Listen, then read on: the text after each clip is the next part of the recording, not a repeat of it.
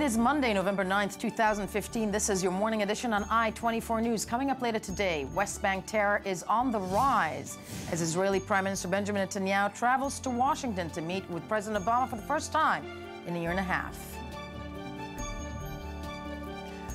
The Russian jetliner crash inquiry in the Sinai takes a turn as investigators are now 90% sure, to quote them, that the noise heard in the final seconds of a cockpit recording was that of an explosion caused by a bomb. And later on in the show, we turn from real conflict to the virtual kind with the release of the trailer of the Warcraft, a new installment of one of the world's most famous video games. Good morning, I'm Yael Avi, and we begin in the West Bank, where just an hour ago, a stabbing attack near a Jewish settlement was reportedly foiled by Israeli security forces. The Palestinian female attacker was shot dead.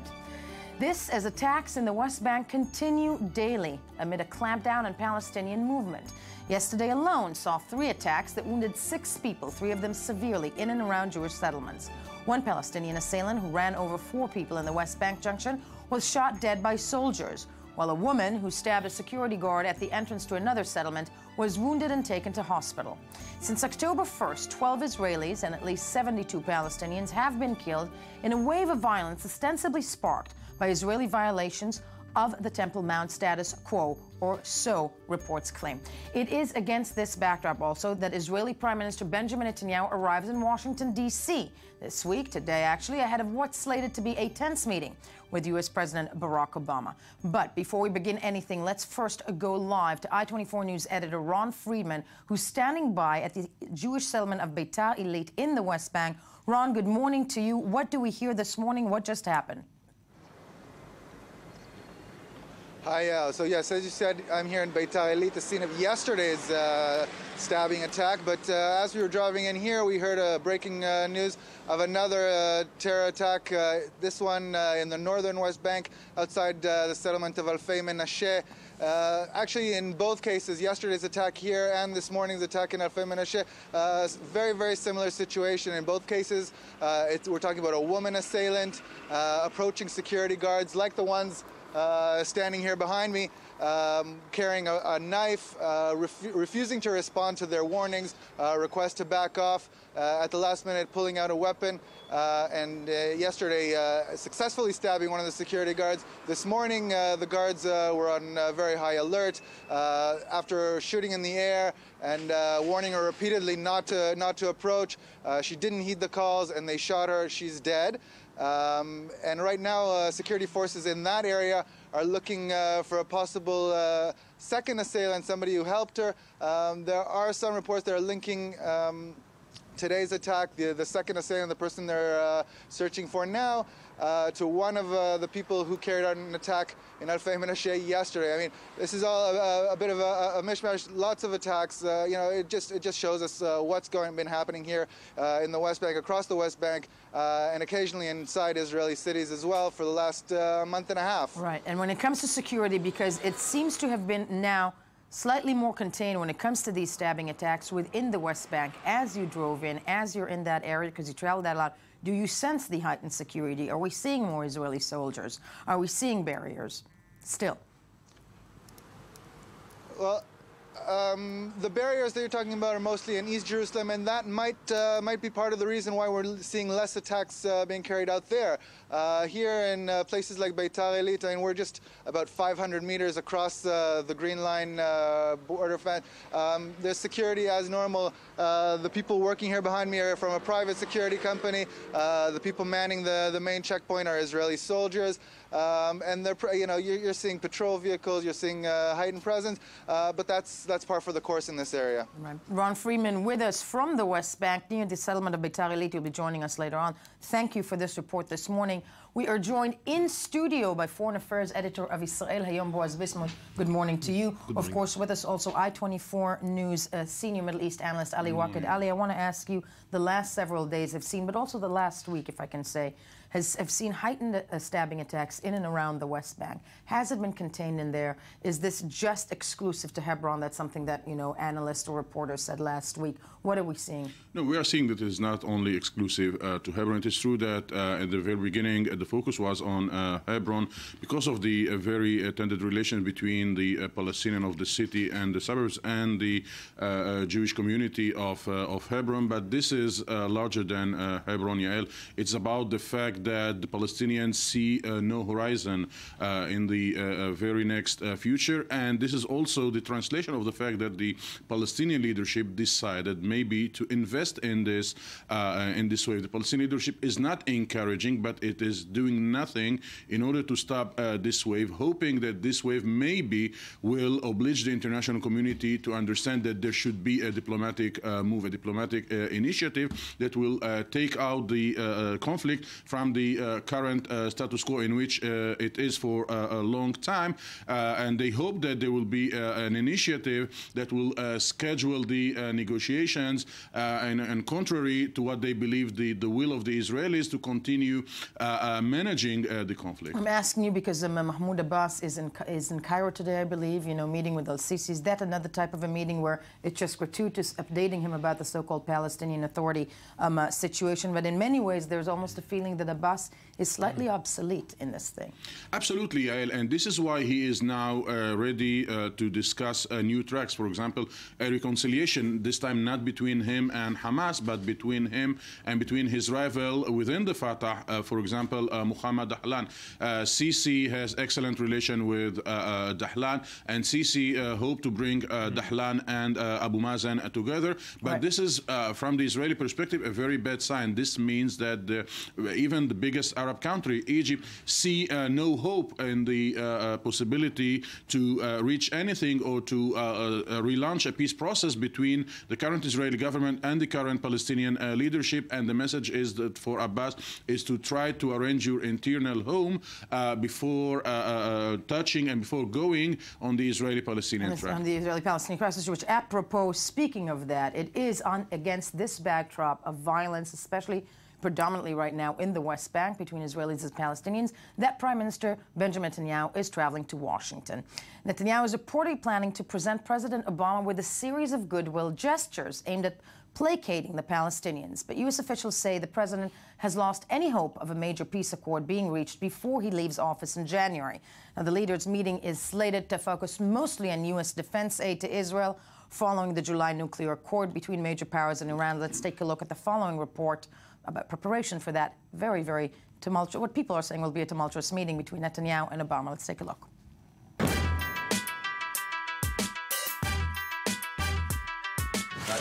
It's been over 1 year since the last meeting between Israeli Prime Minister Benjamin Netanyahu and U.S. President Barack Obama, but there has been no shortage of controversy.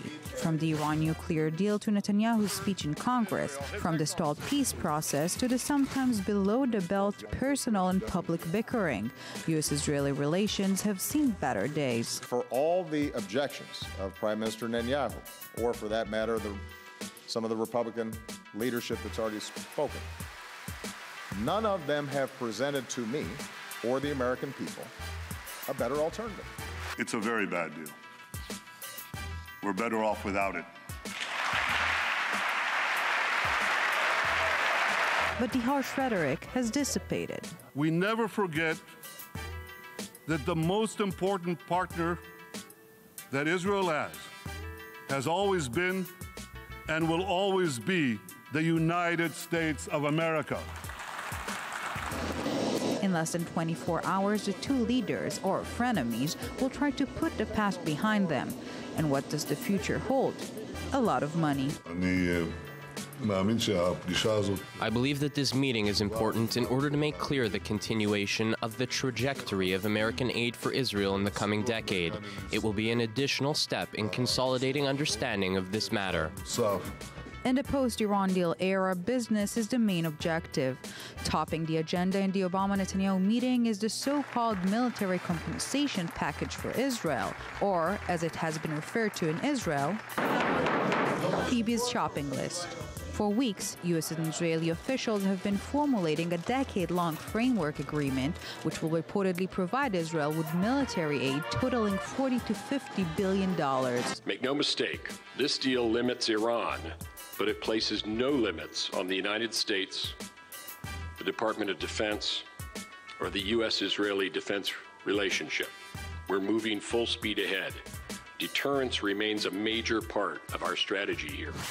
For the White House, however, expectations for the meeting are not high.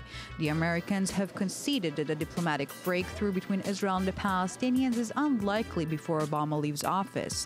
A simple reiteration of Netanyahu's commitment to the two-state solution will thus be satisfactory at this stage. The Israeli premier is expected to present Obama with a list of goodwill gestures towards the Palestinians, leaving the door open for future negotiations. The only way that Israel is going to be truly secure, and the only way that the Palestinians are going to be able to meet the aspirations of their people is if there are two states living side by side in peace and security. There is no love lost between Obama and Netanyahu, and their 16th meeting is not expected to be warm. Rather, much more humble goals have been set: the implementation of trust-building measures. After so many mutual letdowns, such realistic expectations might be the key to a successful encounter. Also joined in studio by former Israeli envoy to the U.S. and an expert on U.S.-Israel relations, Ambassador Yoram Ettinger. Good morning to you.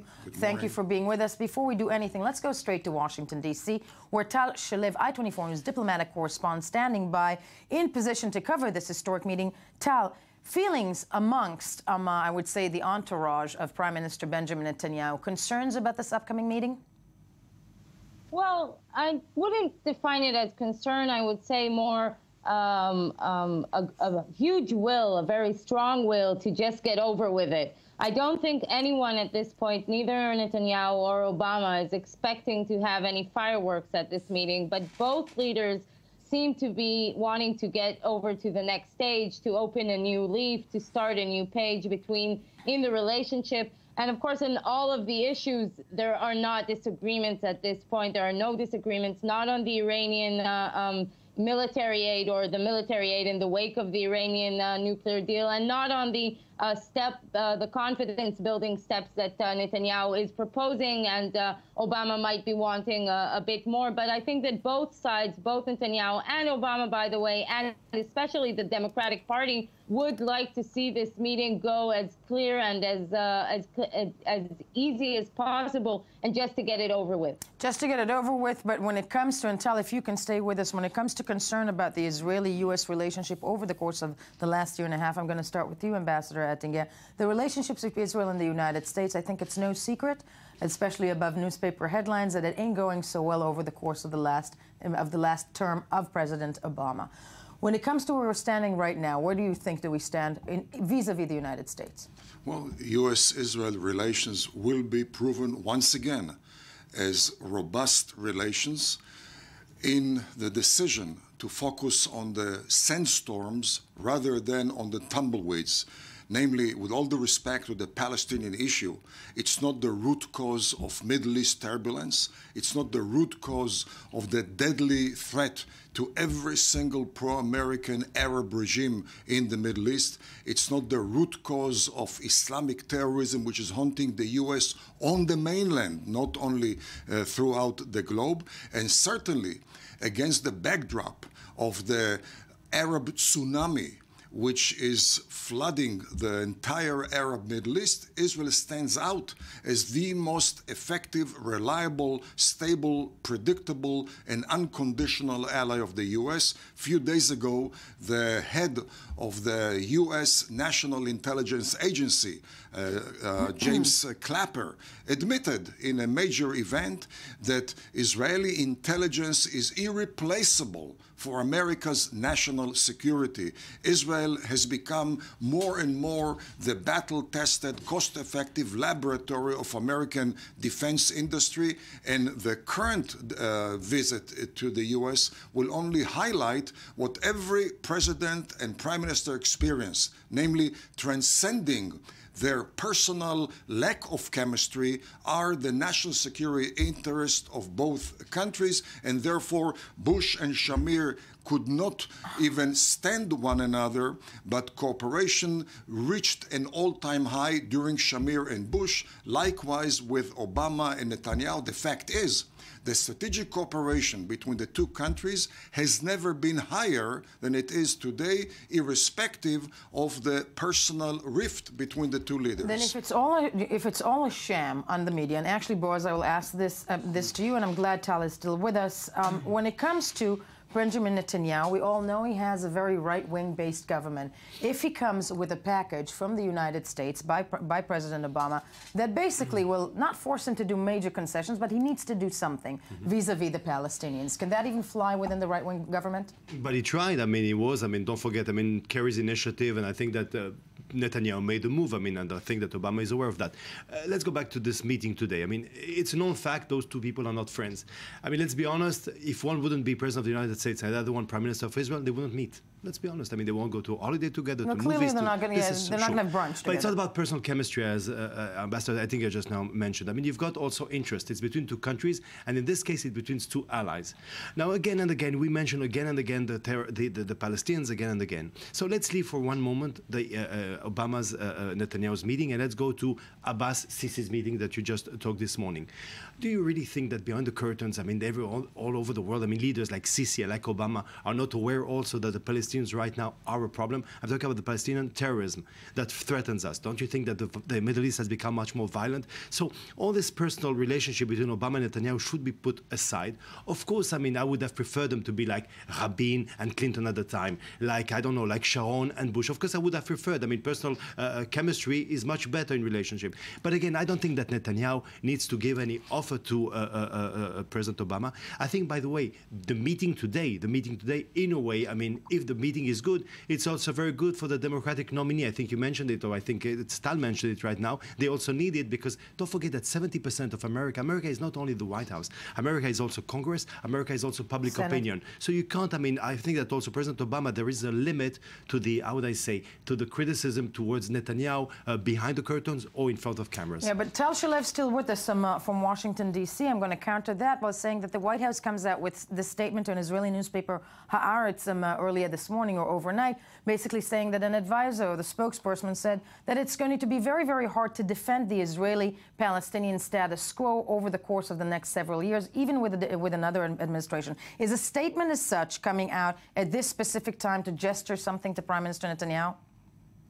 Well, I do know that the White House and the administration officials think that this declaration about them being now prepared to declare a one-state reality is a very dramatic declaration. I do not agree with that. I don't think that any declaration from the White House about the one-state solution or the two-state solution at this point can have much clout in the Israeli public opinion, which is the one that should be prompted at this moment. But just to add something else, it is true that the personal relationship between Netanyahu and Obama has many times overshadowed and been overemphasized and in many ways diverted attention from the very, indeed, strong cooperation, strategic and military cooperation that the two administrations have had in the course of the past few years. But we should add that it's not only about the relationship is important in the way that the relationship is perceived in the United States and abroad. One of Israel's strongest strategic assets has always been the relationship with the United States. And today, this is not the case. Today, many of Israel's adversaries around the globe do understand that the alliance isn't as strong as it used to be. And this whole visit, again, even though it started on a very positive momentum because last month there was a very good visit to the United States by the Defense Minister, Moshe Ya'alon, who had an outstanding positive visit here. But in the past few days, this again has been overshadowed because of the Ran Baratz affair, the appointment of the new chief media person in Netanyahu's office, who has been quoted as saying very offensive remarks about Obama and about Secretary Kerry. And this definitely does not add to the atmosphere, not in the White House and not in American public opinion ahead of this meeting. Yes, no, I'm glad you mentioned it because Ambassador Ettinger, I want to ask you, when it comes to those statements made by the so-called appointed head of the, how should I put this in, the head of the, PR for Israel. I think he called Obama Dr. Baratz. He referred to President Obama as an anti-Semite. Western anti-Semite.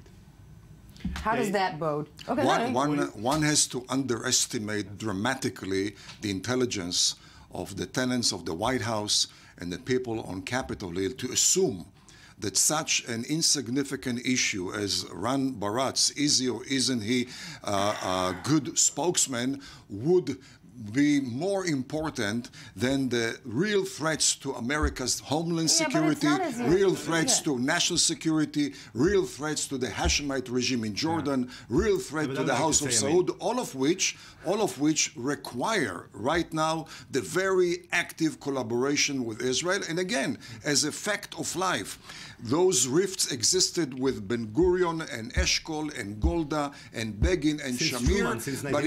But if we look at the cooperation between the two countries, they surged to unprecedented heights. I would like only to add one thing. First of all, America's-Israel relationship, let's not forget, even the declaration of the State of Israel concerning Jerusalem, even the attack over Iraq. I mean, Kennedy, don't forget also. Right. I mean, we used to have, we knew we had problems throughout time, and it continued.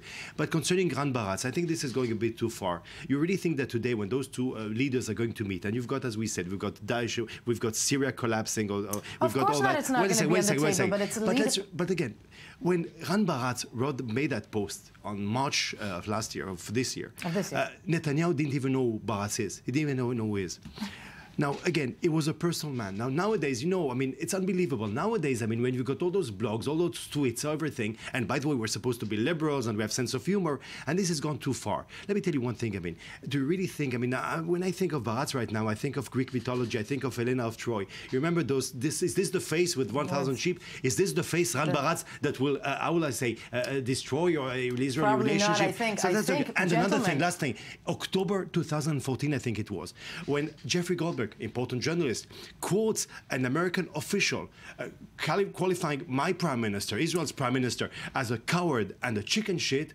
I didn't see any inquiry. I didn't see nothing happening. So again, let's be serious, people. Let's not exaggerate with this story because it's going too far. I think the way that these bangs against each other have gone over the media, international media, have gone too far on both sides, which we can all agree upon. That said, this meeting is taking place in several hours in Washington, D.C. Tal Shalev, thank you for joining us. You'll be covering it live for I-24 News, and thank you to my esteemed colleagues as we move along.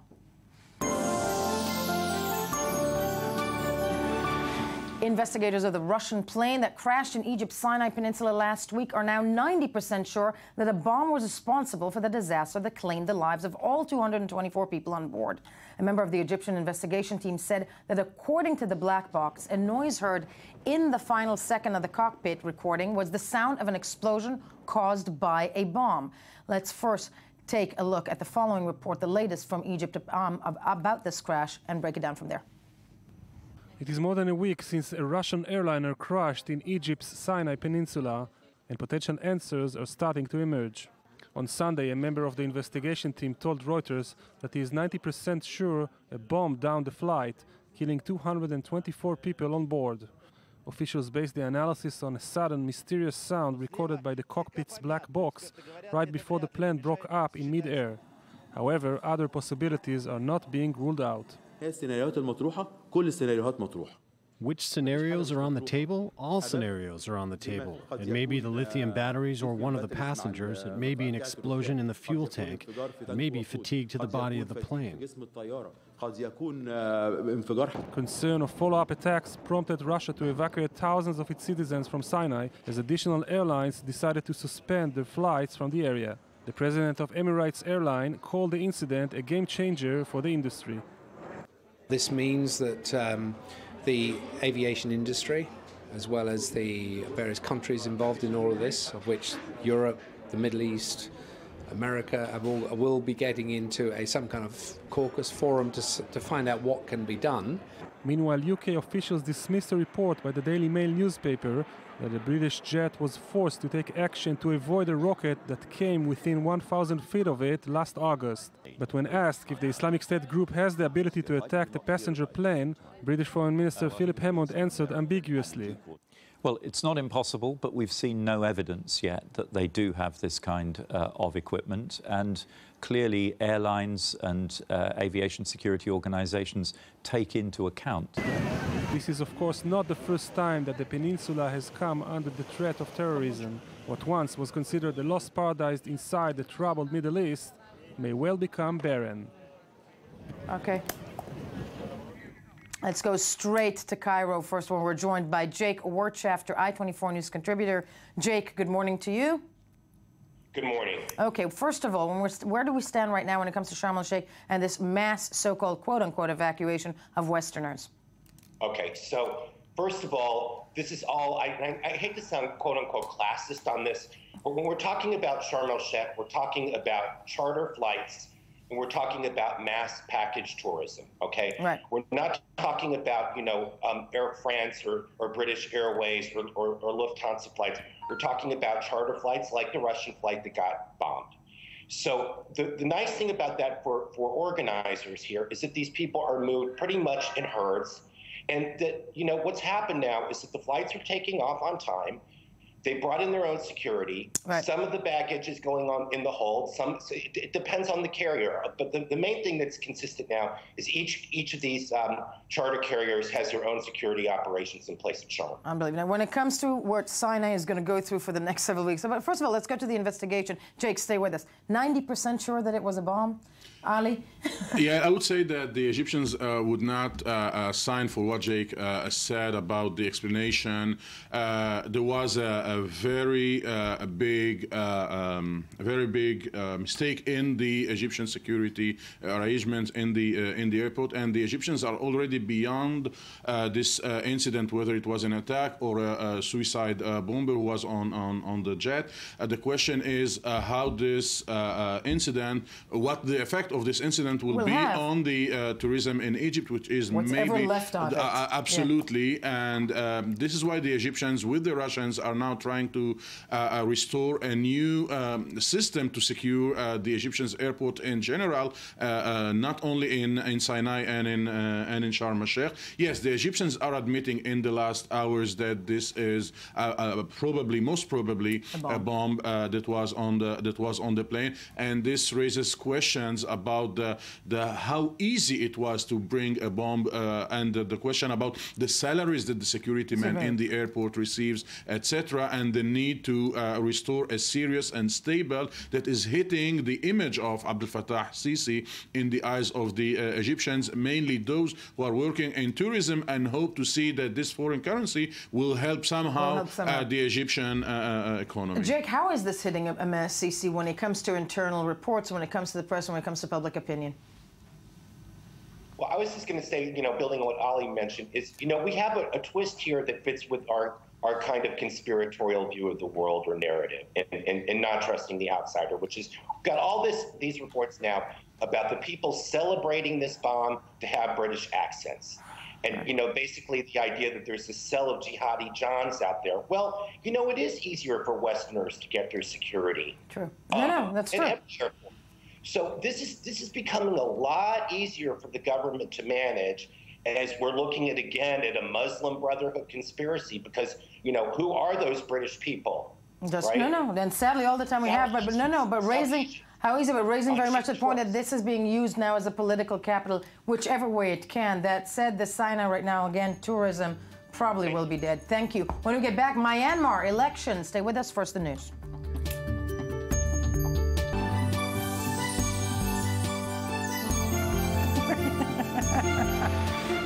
Good morning. It is November. I think it's the 9th. It is the 9th, and Ami Kaufman is back. Woo! Yes. Not only is he back. Yes. He's got a new bow tie. What do you think? What do you think about that bow tie? I think it's very big. Yeah. It's not so too much. It's not too Farrakhan. It's not too. Slightly Farrakhan. That was good. There is a Farrakhan thing going there. I don't know. Slightly Farrakhan.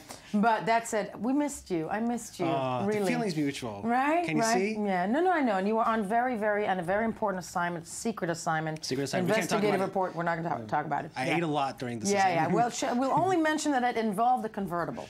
It did. It did. Oh it my involved God. the convertible. Got all my hair. Your hair is gone. Must be the convertible. But for the news you missed while scanning the headlines, Ami Kaufman, the man, the bow tie, the legend. Don't ever leave me. Oh my God, what an intro. Okay, we have a lot to talk about. Please. This first one is coming from The Guardian. It sounds like it's coming out of a spy movie, like a James Bond kind of movie. I love this one. Well, I don't love it. It's because a man is dead, basically.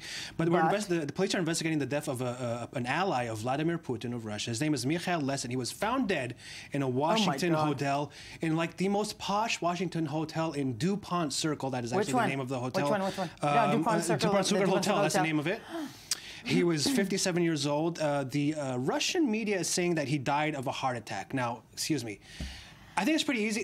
This is like the makings of a novel by... Am I right? Yeah. You can make it look like a heart attack today with all the... Michael Crichton, right? Crichton or Crichton? I don't know how you explain it. Anyway. He was also the country's press minister from 1999 to 2004, and he inspired or sort of founded RT, Russia Today, which is like the Kremlin-based news media agency, outlet. yes. So I'm wondering what Vladimir Putin is thinking about this, and if it's really a heart attack. No, I know, and the headline does look like something out of a Hollywood movie. Doesn't it? About, it's really quite bizarre. Found in his hotel. And Michael Lesin found dead in a Washington hotel. Okay. Creepy. Very creepy. Yes. Where were you just now? Were you in D.C. now? Okay. I was not. You were not in D.C. Croatia, we're getting some early results now from the election that was there yesterday. Looks like the pendulum is now swinging to the right, from the left to the right. The opposition conservatives, HDZ conservatives, are claiming victory. They won 61 seats so far from the exit polls out of the 151 seats available. The Social Democrats only won 53.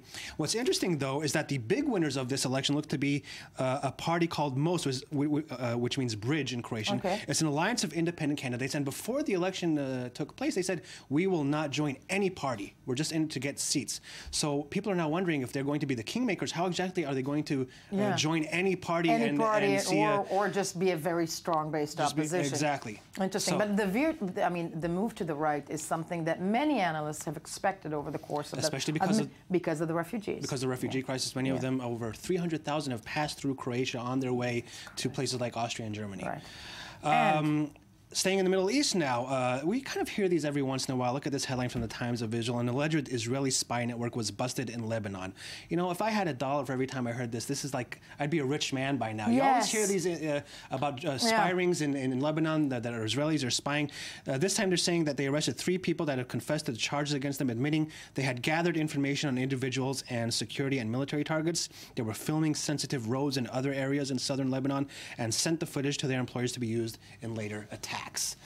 No word on names or anything like that, but just one of them was Syrian and 2 of them were Lebanese. There was a huge story of the same thing as you said. This happens every several years. It does. And I think it was about 5 years ago where, again, there was this huge network, supposedly, of Israeli spies caught in Lebanon. But then, we never hear anything about it again, do we? It just just comes up that way. Right. Okay. Yes, you come back all conspiratory. Yes, and in Egypt. In Egypt, we always hear about the freedom of the press under the military junta led by General Abdel Fattah al-Sisi. Now, yesterday, the founder of the Egyptian paper Al-Masri al-Yom was arrested. This is a big paper. It was founded in 2004 by Salah Diab. Salah Diab was just arrested with his son Tawfiq in the city of Giza at his home. No word on why he was arrested. We know that some of his assets were frozen, but I can say that his co-founder, publisher Hisham Qasim, says that it might be political because last month one of the editor-in-chief resigned, and since then the paper has become a bit more critical of the government and of Sisi. So Qasim is saying that this is probably politically motivated. We'll have to see. No, I mean, all these reports, I think it's hard not to connect the dots and see how tragically freedom of the press in Egypt has been really, ever since, the last, I would say 2 years, or, since we can say that the revolution, so to speak, or the did not really work. And you can't really say anything. You can't really expect anything under a military junta, can you? Yeah. And Michelle Bachmann, if you remember, by the way, she was one of the people who led the polls early in the 2012 election. I forgot the Tea Party, and I am having tea this morning. Well, she was visiting Israel not long ago, and at the end of her trip here, she was interviewed by a radio program, and she said that she is for converting as many Jews as we can. She was asked about the violence that was going on in the country. Isn't that called like Judgment Day? Okay, so Yeah, she's saying that we have to do the Holy Spirit. Armageddon, and then exactly. She said the Holy Spirit is speaking to each and one of us, and is asking us to be faithful in the kingdom and to help bring in as many as we can, even among the Jews. Share Jesus Christ with everyone that we possibly can, because again, He's coming soon. He's coming Michelle soon. Bachmann says he's coming soon, He's so we have to coming get soon. ready. If Michelle Therefore, we have Bachmann- to convert as many Jews as we can. I gotta say this because really, I love Republicans. Isn't it fun? No, it's just fun. We're going to talk about them later on, by the way, I think. And I want to just finish with two items about Jeremy Corbyn, the leader of the Labour Party in England. First a serious one and then a light one. First a serious one is about he's complaining about the British Chief of Staff, Sir Nicholas Houghton, who suggested that his Corbyn's unilateralism, meaning that he has refused to use nuclear weapons. He says, I will not use nuclear weapons ever. And he says that he hopes that this will not be translated into power.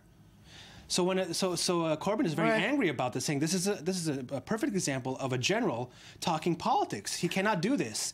So he has complained about this. It's this big uproar. But you know what? In Britain, nobody's really talking about this. People are really talking about what? Yesterday was Memorial Day. Right. And there were a lot of videos. Poppy seeds. Okay. Now at the very most important ceremony at the cenotaph, which is a memorial where people lay the you see the Queen laying the wreath, David Cameron laid the wreath, but. Everybody's talking about, did Jeremy Corbyn actually bow? Let's see a few shots of David Cameron and then compare it to how Jeremy Corbyn bowed. You tell me what happened. I will tell you. Okay. Here we can see David Cameron, the Prime Minister, as he's ready to get to bow. That's a pretty deep bow, right? That's pretty deep bow. Now you tell me what you think Jeremy Corbyn is doing. Is that deep enough for you? Laying the flower. Now there you go. That's a mini bow. That's a mini bow? It's a mini bow. It's a mini bow. Are you sure? Because this had Twitter going Not only that, crazy it's a mini in bow. Britain. Hold on. It's a mini bow compounded by a slight closing of the eyes. Very well said. Here we go. Exactly. Right? Well, Here, 1, 2, 3. And I'm boom. shutting my boom. There we go. Yeah, that's a bow. That's a bow. That got a lot of people angry, though. A lot of people. It wasn't deep enough. Compared to David Cameron. You see what? Look at David Cameron. That's a bow. That's how you bow. Gotta be Japanese, folks. Okay. Right. Yes. Okay. I mean, Ami, I'm locking you in studio. So great to have you back. Moving along. Thank you.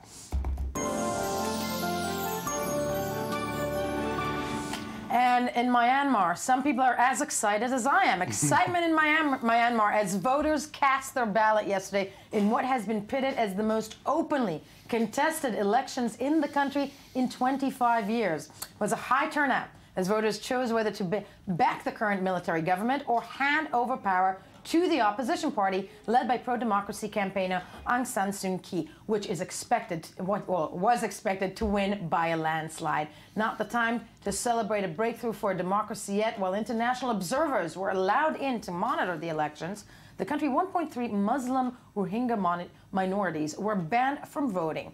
They were not officially recognized by the ruling government. Nonetheless, voters there seem hopeful that this is a step forward in the right direction. So, let's first take a look at the following report about the Rohingya Muslims and why they were banned from these elections. Then we'll have Ruthie Sina in studio to tell us about the latest about the results. Let's take a look. A landmark vote in Myanmar, though the official winners of Sunday's vote will not be announced for a few days. Voters in the Southeast Asian nation flocked to the ballots today, with some estimates indicating an 80% turnout. As for many, this signaled the first time they ever cast their votes. After 5 decades of military rule, the election of a government is a foreign concept for most of these voters. I am so happy. I hope I can have a peaceful and happy life. I've never been this excited in my life before. My family and I reminded each other that we were going to vote tomorrow. We planned to get up early so that we could go to the voting station first thing in the morning. But despite the appearance of ushering in a new democracy and the rise of the opposition party, the National League for Democracy, led by Aung San Suu Kyi, much remains uncertain about the outcome. Though the election has been marked by the star power of 70-year-old Suu Kyi, 25% of seats in parliament are still guaranteed for the military, causing many to ask to what extent Myanmar will be able to implement the results of today's vote. European Union observers stationed here for fear the election might be swayed explained the challenges for the process for a new democracy. Is it a genuine election? Can people actually choose between different candidates? Can they vote in secret? Is their vote free from intimidation, or are there people campaigning still around the polling stations? These are the things we look at. Suu Kyi had won an election before, in 1990, when she swept the country in a landslide win for the NLD, but the military junta annulled her win and put her under prolonged house arrest. It now remains to be seen if Suu Kyi's second win in Myanmar will also be her first victory. Joined in studio by Ruthie Sinai, I-24 News senior news editor. What do we know as of this minute in terms of results? As of this minute, more than 70% of the votes have been counted, and it's looking like the NLD, the Suu Kyi's party, opposition party, is going for a landslide win. For a landslide win? Yeah. Yeah, which was fairly expected. It was expected.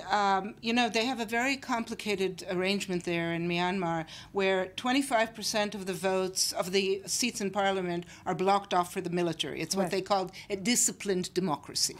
So the military that's been ruling since the early 1960s is ensured, you know, 25% of the seats. The rest are up for grabs. Right. She has to get about 67% of the seats and of the vote in order to be able to negotiate. I want to remind people, how many years was she under house arrest? She was 15 out of 21. She was given the opportunity to leave and not come back. She refused. She stayed and she ran. She ran. And she ran. We're also joined from Jerusalem via Skype. On the phone by Dr. Ran Shauli from the Truman Institute at the Hebrew University of Jerusalem. Dr. Shauli, good morning to you. As you've heard Ruthie Sinai here say, supposedly a landslide win in this disciplined democracy. What does this spell in terms of change then, if so, for Myanmar? Well, the change is not dependent on the elections, as it is dependent on what China and the United States will do. These elections are not only about Aung San Suu Kyi. She's, of course, a symbol of democracy and was built as a symbol of democracy. But there are other thorny issues that should be met. And what I refer to specifically is, first of all, the pipelines that should run east to west, cross Myanmar into China. And this will bypass the Malacca Straits. Because of that, Myanmar is so important for us and for the whole world. And secondly, of course, the fate of the minorities, specifically the persecuted Muslim minority, the Rakhine in the Arakan state, the Rohingya, sorry, in the Arakan state in Rakhine, and their fate is at the hands of those people that Aung San Suu Kyi, if she will, of course, can cash on her landslide victory, their fate will be at the end of the new government. Okay. So this is what these elections are about. It's not about Aung San Suu Kyi. It's about energy and about the fate of those unfortunate minorities whose lands are on the lands of the pipeline. This is the problem. Well, can't she, if she won, can she switch their so-called status within the country? She can. She hasn't done much for them so far, which is she's been it's been a source of criticism against her. Right. But I think she figures that first things first. I mean, first she has get the votes, first win, and then see. And in any case, I mean, the geopolitical considerations notwithstanding that are, I guess, just referred to, it's going to be a slow process in any case. The next president, she cannot run. Right. The Constitution bars her from running. And so the next president will be chosen by Parliament. It'll only be in March. It'll be, it's one of three who will be running. It's a complex procedure, and by March we may know more. We may know more. Well, a long procedure, but hopefully for change. Ruthie Sinai, I want to thank you for being with us this morning. When we get back, 1 year from today, voters will decide who becomes the next president of the United States. We will talk about it soon. And with Ami Kaufman in studio. So stay with us. First, the news.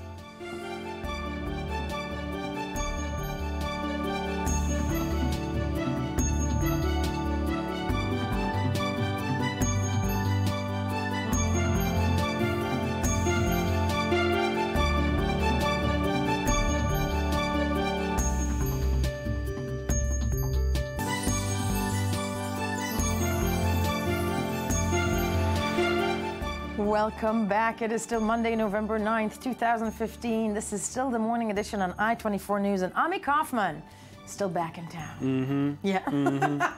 Better believe it. Yeah. That's right. Yeah. No, you tried. So, 1 year from now, from today, Americans will go to polls to elect their 45th president. We have with us, of course, as we mentioned, Ami Kaufman, who's here to tell us all about the predictions, numbers, and latest news from the American Capitol. But before anything else, let's take a look at the following report that gives us an overlook at the current situation there. Where are these elections that are just proving to be the best show in town? Where do they stand? Take it from there. The battle for the White House has already started, and there's still a year to go. The race to become the Republican or Democrat candidate for the presidential election has been full of surprises. The Republican Party started with 17 candidates, but 5 have already called it quits. Jeb Bush was initially considered as the front-runner until Donald Trump entered the fray. People too much. And now a new outsider, Ben Carson, has just taken the lead in the polls, 1% ahead of the billionaire real estate magnate. We haven't recovered from the 2008 financial crash. There's no question about that. Americans are still anxious about the economy. They don't believe that the financial system has been fixed. So there's a lot of anxiety out there, and I think the outsider candidates, Donald Trump and Ben Carson, are tapping into that in different ways. Democratic candidates for president. In the Democrat camp, there are just 3 candidates still vying for nomination, dominated by former Secretary of State Hillary Clinton. Her closest rival, Bernie Sanders, lags 19 points behind her, according to the Quinnipiac University poll. But with 2 Senate committees and the FBI investigating the front-runner, nothing is cast in stone. With so many twists and turns, some voters are having a hard time making up their minds. Well, I'm a registered Democrat, but right now I'm leaning towards voting Republican, because I haven't been impressed by what any of the Democrats have to say right now. The party I'm most inclined to is the Republicans, and I'm not for sure I'm going to vote for yet. I'm still in the deciding phase. The polls at this stage are just a benchmark. In 2007, Barack Obama was also trailing Hillary Clinton 25 to 47%. Voting in the primaries will begin in February. The candidates will be nominated in July. Only then will the real campaign for the White House start between the Republicans and the Democrats. Okay, let's go straight to the heart of the matter and go straight to Washington, D.C., where we're joined via Skype by Times of Israel diplomatic correspondent Rebecca Shimoni-Stoyle. Good morning to you, Rebecca. Where we stand right now in this point in time, right? I mean, numbers, can they even be representative of something, and where do the numbers stand right now? Well, to answer your first question, yes, they can be representative of something. No, they do not represent necessarily who's going to become the Republican nominee for the presidency. Where do the numbers stand right now? Well, in most places, there's something that draws near to a statistical draw between the 2 big outsider candidates, Trump and Ben Carson. And then the question is, and what's been really fascinating people this week, is who's in third. And right now, who's in third is Marco Rubio, nationally and individually in a lot of states. Right. And if people are looking for an indication, and I don't know if it's an indication or grabbing onto a shred of hope, it's the idea that Marco Rubio is kind of having a surge right now, and maybe he's going to emerge as the Republican frontrunner. Though a surge and still neck to neck with Jeb Bush, also there at 10%. I'm looking at the numbers myself. Does Jeb, and we're talking about the Republican nomination, because actually before that, does Hillary seem clinched for the Democratic nomination? Does Hillary seem clinched? If nothing else happens with Benghazi Gate or with her emails or with any other aspect of the story that could break and could newly shock people, it seems that, at least for the Democratic nomination, she's doing quite well. That is to say that most Democratic voters aren't actually, when polled, that influenced by what's happening with the investigations against Hillary Clinton. And so within the primary crowd, it doesn't seem to have a huge impact on her lead.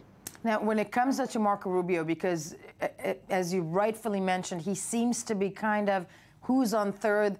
The young man gaining a lot of traction, so to speak, gaining a lot of headlines. But at the end of the day, and I have to ask you this, Rebecca, because Trump, for many weeks now, in these polls, has been leading the battle for the nomination of the Republican Party. And I'm not the one to make up this next line, but it's beginning to be not funny. I mean, where do we stand when it comes to, does he really stand a chance to take that nomination? Asked, the people in the rest of the world. Look, as of right now, everybody has been waiting for practically a half a year now for the thing that's going to implode Trump or implode the outsider candidates. Right. And it just hasn't happened yet. Now, people have talked about the fact that Trump doesn't really fundraise, that Trump doesn't really have strong campaign infrastructure on the ground, and that when we actually go to primaries, the lack of a strong local infrastructure will have a certain impact on Trump's ability to win individual primaries. Right. But so far, he's proven invincible to all of the naysayers who have offered perfectly plausible explanations of why other situations should have gotten him out of the race earlier. Yeah. Rebecca, we're going to be speaking with you a lot over the course of the next year. I want to thank you for this morning. Ali Kaufman with me. Well, Trump, as we said, still leading in those Republican polls. Mm-hmm. Not that funny, but I mean, there are several things that might have jarred. Would it be the Saturday Night Live clip? He's getting a lot of good reviews on that Saturday Night Live clip where he was dancing like Drake. Doing some dad moves. But by the way, there were also a lot of protests outside of the NBC studios while the taping was taking place. I think we actually have a soundbite of one of the protesters saying something about this for the show. We believe he's a racist and a bigot. He said some very hurtful words against the Latino community, calling us killers, rapists, criminals, and drug dealers. And he's also called for the mass deportation of 11 million undocumented immigrants, building up a wall bigger than China's Great Wall along the Mexican border, and the end of birthright citizenship. We believe that Donald Trump's opinions of Latinos are hateful, and his actions toward Latinos would be extremely harmful to millions of Latino families in this country. There's over 57 million hardworking Latino families in the United States. They want nothing more than to live the American dream and contribute to our economy. Donald Trump is our public enemy number one. Well, he clearly won't have the Latino vote. He clearly won't have Latino, even though he always says that his best friends are Latinos and he has great relations with Mexicans. That's great. Some of my best friends, yes. Yeah, some of my best friends. But SNL was a real showstopper again because due to popular demand, Larry David came back again and did his wonderful impression of Bernie Sanders. I think we have a few seconds of this as well. Okay, let's take a look. See that. I don't need no fancy introduction. I'm not Elvis Presley. Let's just get on with it. He doesn't even do, I mean, he's doing Larry David, because Larry David is Bernie Sanders. Right. Yeah. They're never in the same place at the same time. So he doesn't speak when the other one drinks water? Right. We've got that, yes. And sticking with television and interviews and stuff like that, and then the night shows, Hillary Clinton came on the Kimmel Show on ABC and had a really nice conversation. She's doing the rounds. She's doing the rounds there. Yeah. And they had a really funny conversation. Let's check it out. President Clinton, would he be the first man? Would he be the first gentleman? Would he be the first mate? Who decides that?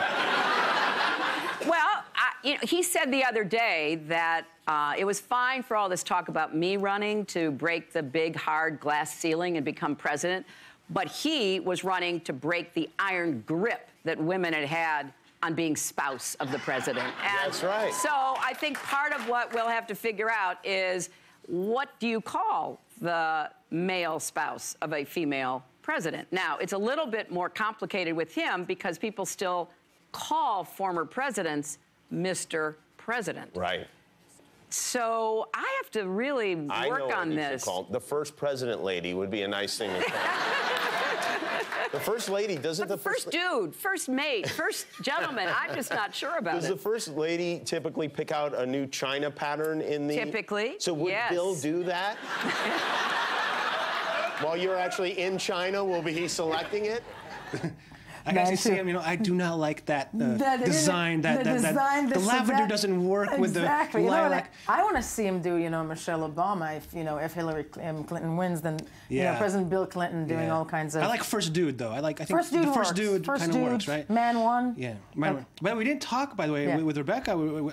Tomorrow there's going to be a debate. Another Republican debate. Yes! And it's going to be on Fox. Okay. So it's going to be exciting. It's going to be phenomenal. And Chris Christie and Mike Huckabee might not be in the debate again. They're going to be in that little junior debate at the beginning where the babies Okay. But we are moving to the moment that we waited for. Were we waiting for this? We're ready for this. We're ready for ladies and gentlemen, it's a spiral viral that is the web review with Ami Kaufman, the man who's back with a bigger bow tie. Yes. Right.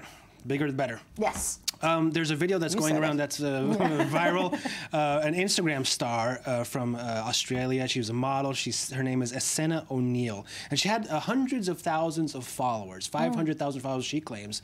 And she says that she was just basically fighting every day of her life to get more likes and more clicks and more and all that stuff. And she's had enough of it. Let's see what she says a few seconds from her video that went really viral. Okay. Wishing that people would value me. And that's all that I thought I should do, and it's not real.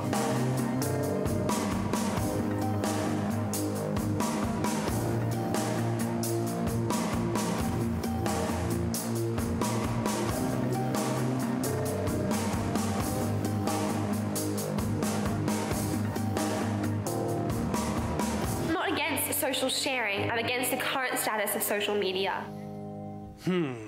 Wow. Wow. So all those pictures were fake and staged. And it was all tummy stuck in. Well, first of all, I'm doing the same thing right now. Well, I do it also. But yeah, I know. But I just want to say, I'm not. I mean, I know it went viral, but I have this incredible urge to. Come on, say it. Go on. No, it's. I mean, I'm glad she's come to this realization. I find it frightening that we have models or young girls that work on having these blogs to get as many hits, and the way to do it is to undress and look incredibly skinny, as we're trying to avoid. They're tempted. They make a lot of money apparently. Exactly. Because they promote stuff. Then they make a lot of money out of it, and and then it ends with those tears. Yeah. But.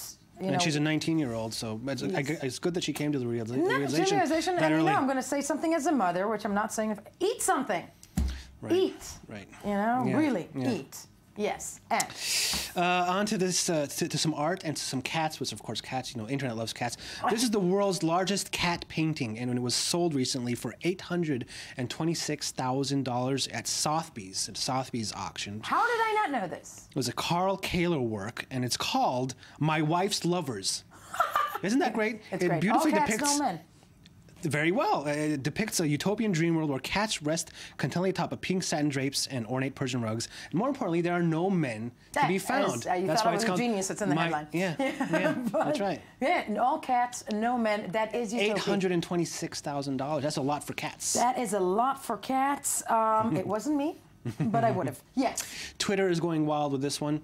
Starbucks, every year when it comes to Christmas, comes out with these new cups, and they have ornate decorations on them, usually like Christmas like tree leaves and pigeons and stuff like that. But look at this. Look at the picture. It's only red, and the evangelists are really, really angry about it. Oh, come on. Come on, it's only red. They say this is Starbucks' war on Christmas. I want to read you some of these. One post that got 8 million hits was by a pastor who said Starbucks removed Christmas from their cups because they hate Jesus. These are some older ones. Come on. These are from 2012. Did the pastor have to say Starbucks hates Jesus? Not good. You see, these are the older ones from 2012 and 13 and 14, and you can compare. They have some decorations. They show a little bit more festive, I guess. I don't know. And now, I think the red is classic. You think it's minimalist? It's minimalist, right? And maybe that's that's the fashion coming up over. Yeah. I don't know. Either that or they've gone Republican. Yeah. There's that too. The evangelists are saying they're not going in anymore to Starbucks. They're not going to have a frappuccino half caffeine. Right. Okay. Yes. I don't know about you, but did you ever listen to Serial, the podcast Serial?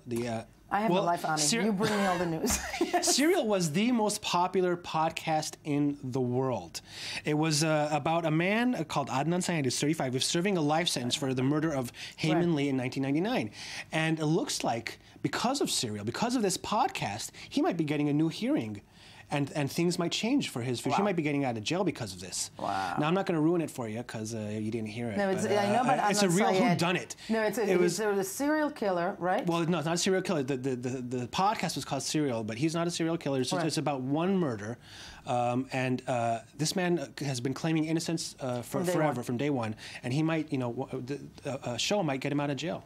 Listen, if anything is the power of the web, it's that. Ami Kaufman, so good to have you back. When we get back, the Warcraft trailer brings one of the best-selling video games that I know nothing about, recently released to viewers. We are going to take a closer look. First, the news. Stay with us.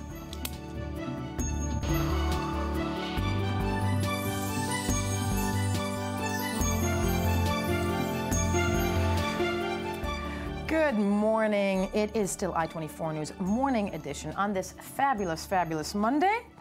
We are joined in studio by both Mirav Savir and Shai Ringel. And Mirav, I'm actually going to turn to you first, but my first question is to you. Shai Ringel today looks fabulous, doesn't he?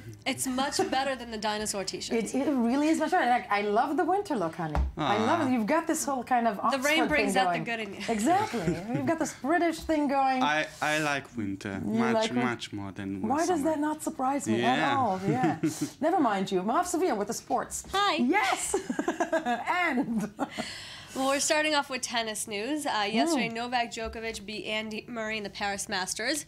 That was expected, though. Yes and no. I was expecting Andy Murray to put up a fight, but Novak Djokovic is wrapping up a fantastic 2015.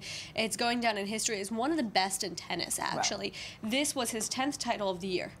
He beat Murray 6-2, 6-4 in just over 90 minutes, and it's his 4th title in Paris record. He's absolutely had an amazing year, 6 ATP Masters Series events in this year alone. It's absolutely fantastic what he's been doing, and it's his 10th win and 11 tries over the Scotsman. Kind of the male Serena Williams. Yes. Yes. Even though I think you may actually be able to argue that he's having a better 2015 than Serena Williams, which I don't know if that was possible, but he's the world #1, remaining the world #1. Absolutely had a fantastic year. If I were him, I'd be pushing that December 31st off as much as possible and trying to stay in the moment. Within the 2015. Absolutely. Great year for him. And then we're going over to NBA basketball. Kobe Bryant. One of the best to ever play the game. Yeah. Now, he's already in his 20th season, and he's been hinting lately that this is going to be the last one. And he said earlier, he's 37 years old, I believe, and over the past couple of days, he said something along the lines of, if you ask me today, this is it. This is my last season. But you never know. This is also his last contract year with the Lakers, and he said he's not going to play for any other team besides the Lakers. So if he does stay, he will continue with the Lakers and sign on another contract. Why was last night's game so important? It was at Madison Square Garden. He historically plays incredibly well at Madison Square Garden. Back in his debut year, he scored his first point, and it was 1 point in the entire game in Madison Square Garden against the Knicks. He had a 61-point game there back in 2009, All-Star games there. Fantastic history, and they really treated it as if this is his last game at MSG. Wow. The fans, the broadcast, everything was all about Kobe. That's all they talked about. The game didn't really matter. It was Kobe Bryant, Madison Square Garden, most likely for the last time. Absolutely. Yeah. Fans chanting MVP, cheering for him before, during, and after the game. Magic Johnson came. Sitting on the court side, and he said, no, I came just for this game because it's this game. So everybody is expecting this to be his farewell to Madison Square Garden. As you can imagine, announcing it, even before, it was very, very emotionally charged, and everybody was into this. And for Kobe himself, after the game, he was hugging players, giving the rookies advice, treating it as if really this is the end at the world's most famous arena. I mean, at 37, you're much better versed than me in how late in the game of life, so to speak, basketball players in the United States stay on the court. 20 seasons with the same team, absolutely amazing. And over the last couple of years, he's had injuries, and they've been cutting his seasons short. So everybody is expecting this to be the end. His last game ever at Madison Square Garden, and he said he remembers the first time he walked in there not knowing what to expect, and this is as good as it gets. Apparently it was, or well, time will tell. Yes. Yes, and now sports with controversy, because that's our favorite thing. Yes, please. So the University of Missouri football team, the black players, says that they are striking until the system president of the university resigns because of how he's been handling racism on campus. And this is something that has started off with, yeah, it's absolutely, they're released a statement and a picture on Twitter of all the players locking arms, and it says the athletes of color on the University of Missouri football team truly believe, quote, injustice anywhere is a threat to justice everywhere. We will no longer participate in any football-related activities until President Tim Wolf resigns or is removed due to his negligence toward marginalized students' experiences. We are united. Could something like this work? Well, they're hoping it is. He's come out and said, I'm not going to resign, I'm staying where I am. Now, what has happened on campus this semester is that there's been several incidents of racism, and they haven't really been doing anything about it, and this isn't the first stance that they've taken against them. There is a master's student who went on a hunger strike, and he's actually pictured in that photo with the black football players. And here are some of the things that happened. It's a swastika was drawn in a residence hall with feces.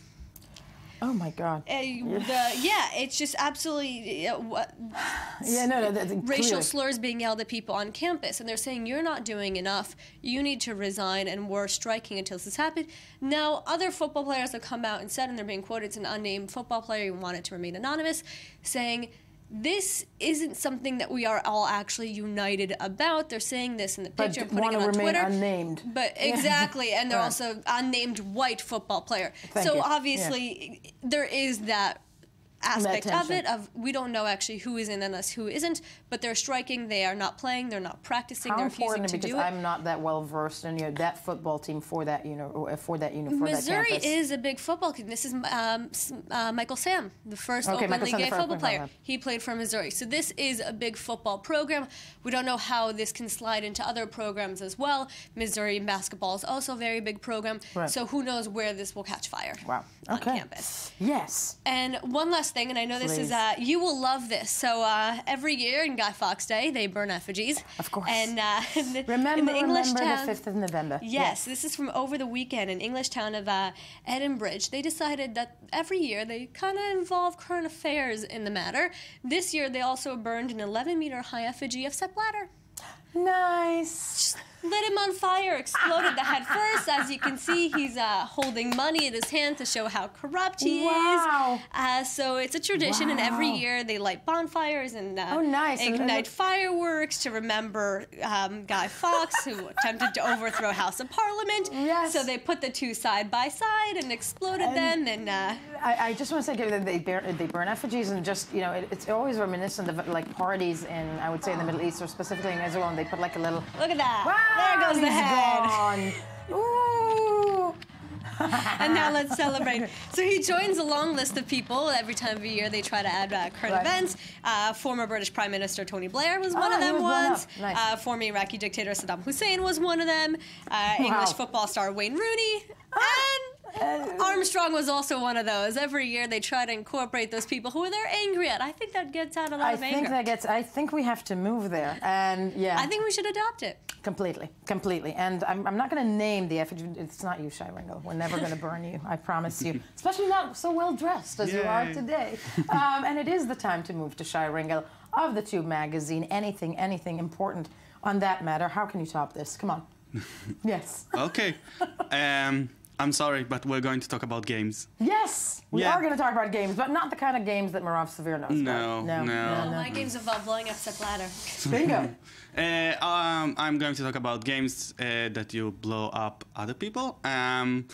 It's a very big week for gamers. Fallout 4 is being released today, which is a big thing for me.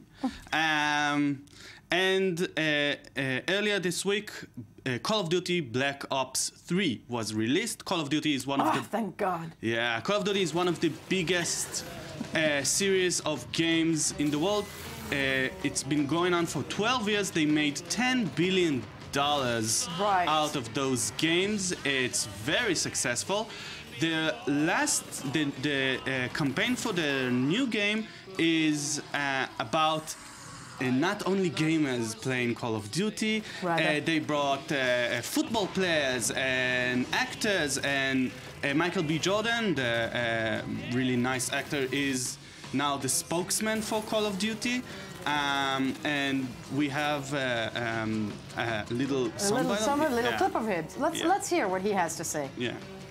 Any gamer can be an expert, you know, any person, you know, all walks of life, you know, male, female, old, young, you know, if you can like pick up a controller and play the game, that you can be you know, a threat online and into the game, and you would enjoy it. This is a game that I think everybody's been waiting for a really long time. Everything that you want on your Christmas wish list, you're gonna get. You're gonna get a little bit early. You know what I mean? I'm talking about I'm not gonna give too many spoilers away, but I mean, one of my favorite things is all the attachments that you can, and all the different perks that you can kind of like add up on now. I think in the past, you always wish you could have one more, I just need one more. And what is it? One more perk, one more killing, yeah, one more killing. Okay, let's talk about that killing, because Call of Duty is a very interesting game in the sense that the guns that you see in the games, the guns that you play with are real guns. They have the real name, they look the same, they behave the same, and they sound the same. That's awful. Now it's going to now it's going to be even more awful, because in order to portray the guns in the game, Activision, the company that makes Call of Duty, are buying license from gun companies in order to have the real guns. Like in, let's say, FIFA, you buy the license to have the real player. They buy a license from gun companies, from a lot of weapon manufacturers, in order to have the real guns. And you have people from the gun companies coming to Activision and telling them, okay, this is how the gun should behave, this is how it should sound like. Great. Yeah, no, I'm seeing that. To me, I mean, first of all, it's awful on so many levels, but it's also like a manual for a lot of people in some parts of the world that can later on go out, buy that specific gun, and shoot. It's not only manual, because when you think about it, when you buy Call of Duty, you kind of buy a gun. You cannot give money, because those licenses cost money. It's real money. The people who are from the gun companies make that money, and they come and supervise how the gun should behave and how it should sound. Or in other words, just get stronger. Yeah, exactly. Nice. So every time you buy a Call of Duty, you actually contribute to a gun manufacturer, not just one, but couple. Okay. So I think we need an effigy of these people. Yeah. I think we need. Maybe next year. Maybe next year we can blow these people up in real life. It's terrifying. Yeah. So remember that when you buy Call of Duty. I myself don't play Call of Duty. I'm very relieved to hear that. I'm assuming this is one of the most successful games. Yeah, it's one of the most successful games, and now, as you can see, they're putting like actors and football players to say, okay, it's not only gamers, everybody should play Call of Duty. Yeah, it's mainstream, but yeah. Call of Duty. Okay, and what else? Warcraft. Yes, another game. Another game. Yeah. Apparently also very well known, Marav. Very well known, and it's going to become a huge movie in 2016. And we have a trailer. Yeah, they released the trailer. Okay, let's first take a look at the trailer. If we do not unite, our world will perish. This doesn't need to happen. There is one who may help us. For orcs, there is no other life but war. No, but with the humans' help, there could be. Why are you here? To save our people. Yeah. What's with this? Bro. Okay. That's an orc. That's an orc. Okay. That's an orc. Okay, that's an orc.